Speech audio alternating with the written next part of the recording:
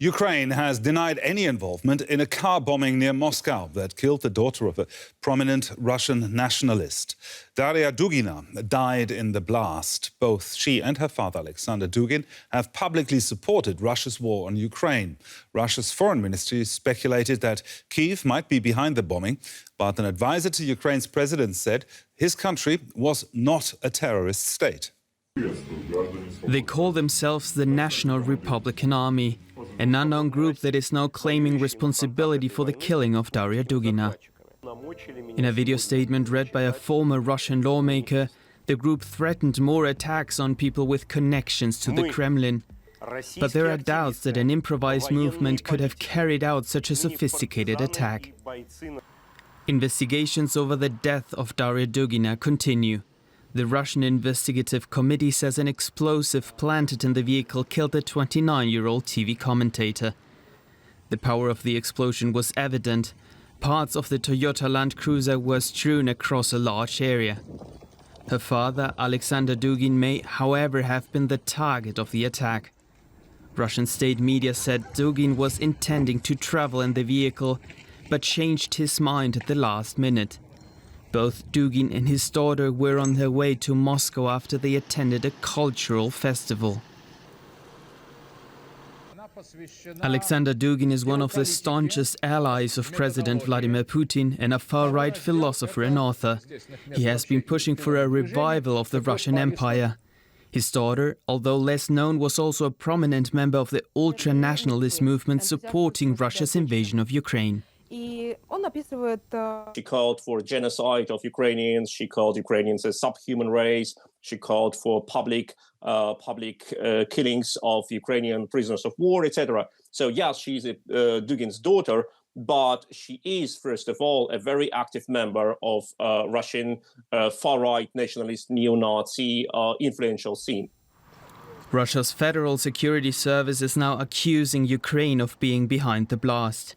A spokesperson for Ukrainian President Volodymyr Zelensky has denied Kyiv was involved. Now, this story is, of course, being closely followed in Ukraine. And for more, let's bring in DW's Roman Goncharenko, who joins us from Kyiv. Roman, the so-called National Republican Army claimed responsibility for this attack. What more can you tell us about this group? Well, there is still not much information about that group because nobody knew of its existence just a few hours ago, and there is still very little information, as I've just said. Well, they're claiming that there is no confirmation of the existence of this group from other independent sources, and we still have that letter where they say they claim responsibility, but it's very general. They do not explain why her. So we still have some more questions than answers. We do not know why they started their activities now, half a year after the Russian invasion in Ukraine. Why Dugin or his daughter? Well, they are known people. They are ultra-nationalists. They support this war, but they are not #1 targets. It is still unclear what exactly is behind it. And this letter I'm referring to, it looks a bit strange to me. For example, there is a quote from a famous East German television sports show, Mach mit, mach wie wir, mach's besser, in German, which is like do it with us, do it better than us, in a Russian translation. This is a popular TV show shown in the Soviet Union in the 80s.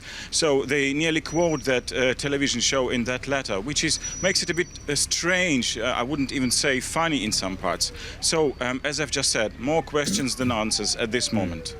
Now, the FSB has gone on the record in saying that Ukrainian special forces were behind this attack. The FSB, of course, being Russia's foreign intelligence service. Is that likely?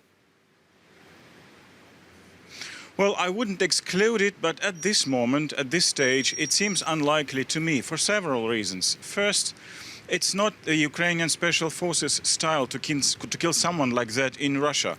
We've seen assassinations by Ukrainian forces, claimed by Ukraine, on the occupied territories in the east of Ukraine or in the south of Ukraine. We saw that in the previous years in the region of Donbass, when it was controlled by the separatists officially, but unofficially by Russia, of course. And there were killings of military men mostly, or collaborators. In this case, it's a woman, which is very unusual, and it's a woman which is not very important, I would say. So this speaks against it. Then we have some information, Russia claiming it was a Ukrainian woman that did this. This is very new information. Just a few minutes ago it was published in Russia, claiming it was a young Ukrainian woman who came with her daughter and then left to Estonia. We cannot confirm it, we cannot verify it. There is no reaction to that in Kyiv so far. So, Roman, what do you think? How will Putin, how will the Kremlin react to this act of intimidation? Well, there is not much he can do. Russia could just send more rockets or bigger rockets to Ukrainian cities and kill more civilians or military. This is the only option. This is something that people in Kyiv are expecting in the coming days because of the special date. The 24th of August is the Day of Independence in Ukraine, which also marks 6 months since Russia started the open invasion of Ukraine. So everybody, the atmosphere here in the capital is very tense, and everybody is expecting a possible Russian strike. But on the other hand, there is also defiance. Thank you very much. My colleague Roman Goncharenko there reporting from Kyiv. Thank you, Roman.